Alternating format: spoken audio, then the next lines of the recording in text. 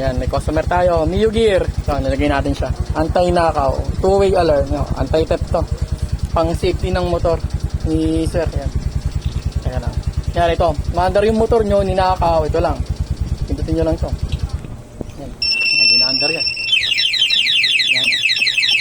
Ayan natin. Ayan. Tapos, pwede mo rin siyang maging keyless. So, yun, yung susi niya. Ayan, wala siyang susi. So, gagamitin natin itong remote. Pwede mo siyang gamitin ng walang susi. Ayan, start na. Function lahat siya. Signal light, ayan. Kabilaan, hazard, ayan, ayan. Pati yung mga naka-install na ano rito. Ilaw MDL function, ayan.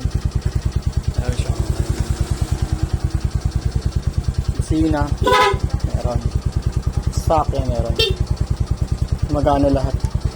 Pwede mo siyang gamitin ng walang susi. Pero yung manubela at saka itong upuan, hindi kasama dito sa remote. So, kailangan mo ng susi para mag-lock. Yan. Tapos pag nag-park ka naman, yan, sa pindot lang, sa alarm. Kapag ginalaw, yan, pangalawang galaw niyan, saka mag-alarm. Yan. Tapos ito, nagbabibrate dito sa remote. Ayan, try natin.